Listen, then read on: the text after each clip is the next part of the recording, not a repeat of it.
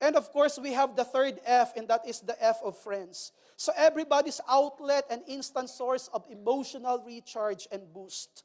So peers will recharge you by just doing life together. Di ba? May mga bagay kasi na hindi natin nakukuha sa bahay eh.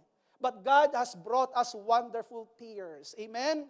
But the catch of this is, Paul reminded us, even Solomon reminded us to choose those peers that will be close to us. Proverbs 18 verse 24, one who has unreliable friends soon comes to ruin, but there is a friend who sticks closer than a brother. Talagang meron po talaga mga kaibigan na akala nyo iisa lang yung pinanggalingan yung sinapupunan. Amen? Pero may mga kaibigan naman na gusto ka ibaon sa hukay. Kaya dapat pinipili po natin kung sino po yung mga kaibigan na yun. Of course, the Word of God taught us to be friend to everyone, but not be close to all. Dapat alam po natin kung kanino po talaga tayo nag-i-stick lang. Kung kanino po talaga tayo nagbibigay ng maraming oras. Of course, to those who are not in the Lord and they are our friends, we commune with them with the intention of bringing them to the knowledge of the Lord Jesus. Pero yung tayo ay naandun lamang sa kanila para pag-usapan ng makamundong bagay, ang sabi po ni Paul ay ganire. 1 Corinthians 15:33, don't be fooled. Bad friends will ruin good habits. So wag daw po tayo magpakahangal sapagkat ang masamang kaibigan ay sumisira ng magagandang pag-uugali. So mahalaga po na bantayan po natin ang ating buhay. So nonetheless, we need friends both in good and bad times. Amen?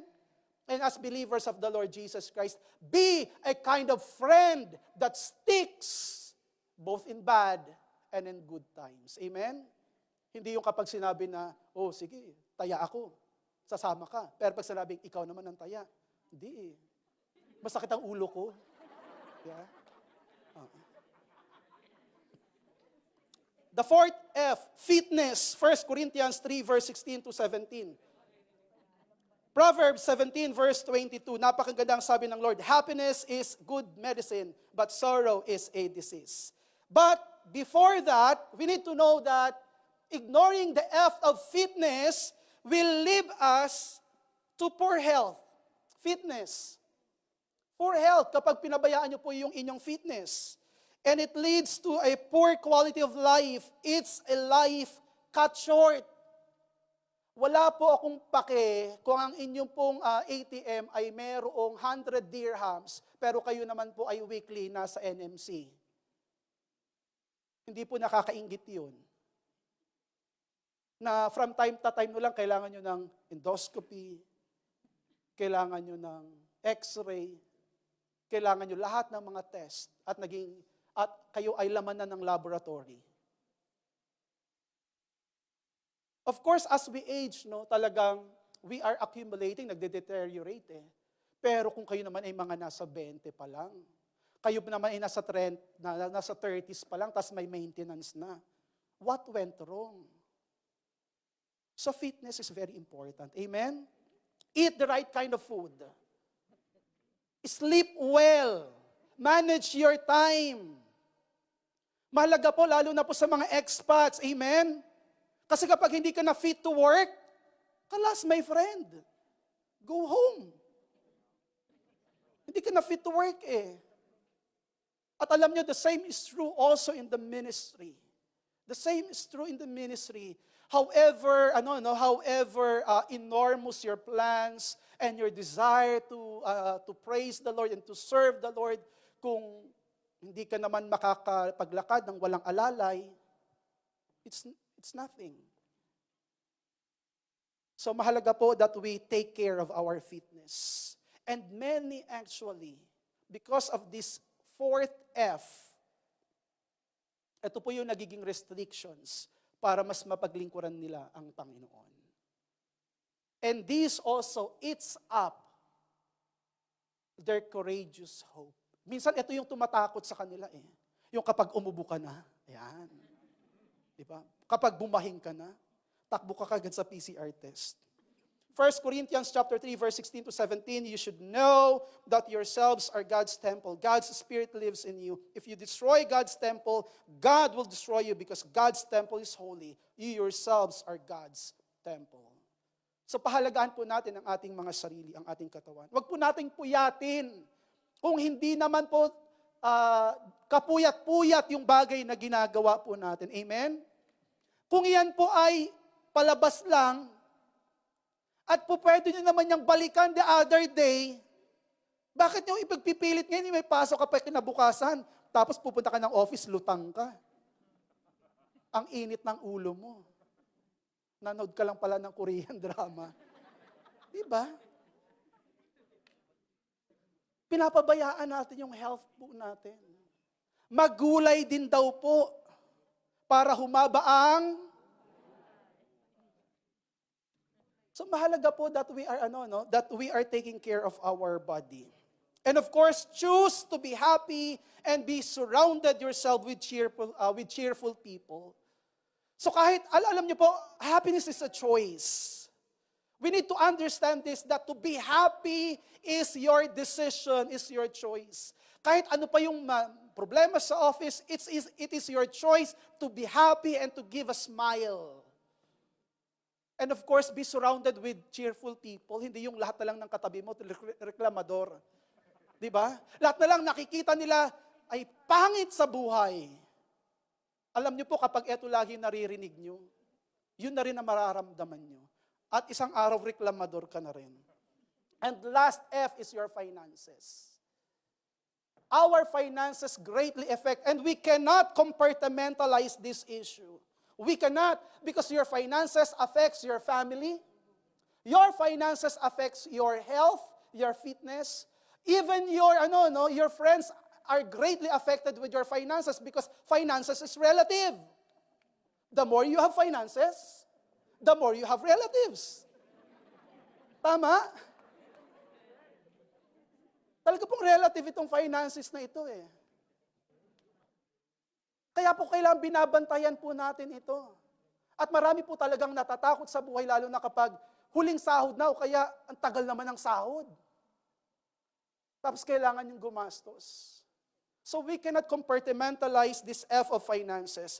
But the Lord has given us this wonderful promise in Malachi chapter 3 verse 10 to 11. 1 minute na lamang po. Bring all the tithes into the storehouse so that there will be enough food in my temple. Alam ko talaga yon. So whether I finish or not finish, pass your paper. Okay? At aside po ng Biblia, I will open the windows of heaven and pour out the blessing so great you won't have enough room to make it. Try to put to the test. Your crops will be abundant. I will guard them from insects and disease. Your grapes will not fall from the vine before they are ripe, says the Lord of heaven. And before I close, church, our tithes and offering represents the entirety of our resources. Remember that. Your tithes, the 10% of whatever income that you have, represents the 100% of your resources. And once you give it to God, that 10%, that is simply a resounding statement of telling God na, Lord, this 10%, as I give this to you, take complete control of every resources that I have. Kaya kapag ibinibigay po natin yung ating tithes sa Panginoon, actually sinasabi natin sa Lord, Lord, you have the responsibility for me and for my resources. Hinahayaan natin ang Lord na pakialaman niya ang atin pong buhay. Pakialaman niya ang atin pong mga treasures, ang atin pong mga ari-arian. But, if we are withholding our 10%, we're actually telling the Lord, Lord, diskarte ko ito. At sinasabi rin natin na, Lord, hindi ko kailangan na bantayan mo yung aking resources. At kapag hindi ho natin ibinibigay sa Lord yung ating 10%, sinasabi po natin na, Lord, wala ka naman talagang binigay sa akin eh. what I have because I worked for it.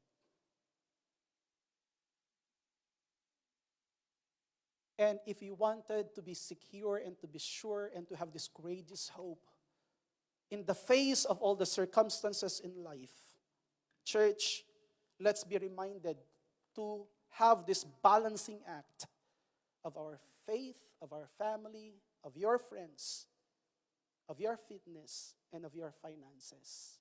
At sa umagang ito, i-offer po natin ito sa Lord. Amen? Tayo pong lahat ay tumayo. Sige po, palakpakan natin ang Panginoon. And as we conclude, anytime fears may storm us, our faith, our family, our friends, our health, even our finances. But if our foundation is strong, we will not easily shrink back. We will not easily give up. And because the Lord is with us and His promises are true and can be trusted, we can confidently say, the Lord is with me. I will not be afraid. Amen? Tell the person next to you, the Lord is with me. I will not be afraid. The best love of praise to the living God. Hallelujah, Jesus. Hallelujah. Salamat po, Panginoon, sa iyong kabutihan. Salamat po, dakilang Diyos, sa yaman ng iyong habag at biyaya. Salamat po sa iyong mga salita sa umagang ito. Lord, we thank you for reminding us that your plan for us is great. Na hindi ka paputapos sa aming mga buhay, Panginoon.